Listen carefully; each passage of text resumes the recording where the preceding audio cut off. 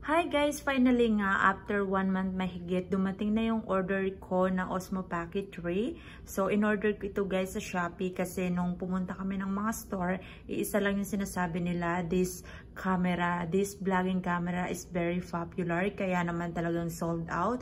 So, kinailangan namin na dumating yung next batch. So, 1 month mahigit ko siyang inantay bago dumating since nung in-order ko. And finally guys, I'm so happy kasi dumating na siya. And today guys, ipapakita ko sa inyo kung ano ba yung nasa laman ng box na ito. So, ang in-order ko guys is yung Creator Combo. Ayan guys, makikita ninyo. So, ipapakita ko sa inyo kung ano-ano ba yung nasa loob nito. I'm so excited guys kasi talagang naghanap ako ng camera na alam niyo yun, kapag lumabas ako, hindi ako magdadala ng malaking camera. Kasi guys, hindi pa ako ganun kakapal yung mukha ko pagdating sa pagbablog. Nahihiya pa ako. So guys, halika na. Ano pang inaantay natin? Tingnan na natin. Ito po yung nasa loob ng box niya. Ayan. Tandaan nyo, this is Creator Combo. Ayan guys.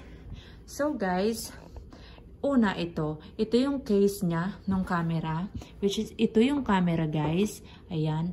So, ang cute-cute niya guys. Ang ganda. My gosh. Na-in-love talaga ako dito guys. So, pagkatapos mong gamitin, ilagay mo lang yan dyan.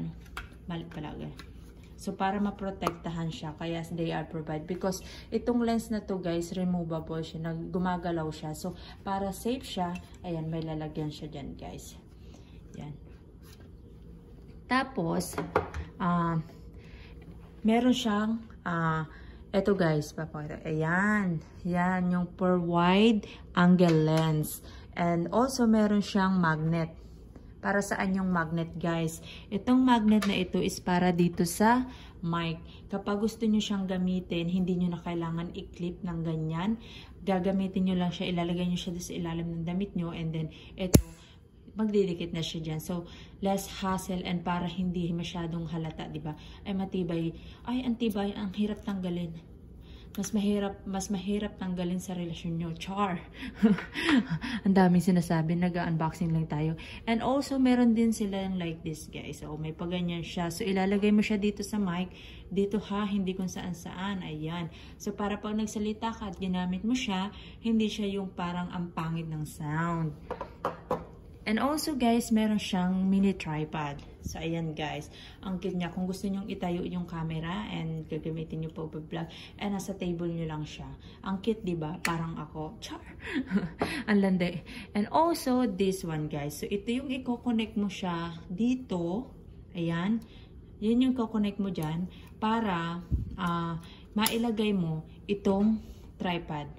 Ayan. Yan. Dinemo ko pa guys. So, ayan. Tapos itayo natin guys. O, diba? Tagilid pa yung pagkapa ako. Ayan. Ang kit-kit, diba? So, ayan guys.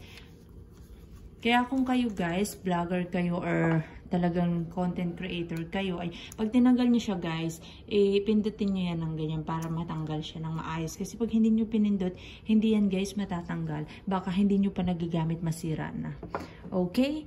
And also guys, meron ditong extra battery. So ayan, di ba i-charge nyo to, tapos meron pang extra kapag kailangan nyo ng mahabang oras sa pagpipilm. Ayan, ready si DJY. And also, syempre, hindi pwedeng mawala ang charger. Ayan, Type-C, guys. Type-C yung charger natin. Type-C. Type-B. And also, meron silang like this, guys. Para pang-holding. Pang-holding. Sana all nag-holding.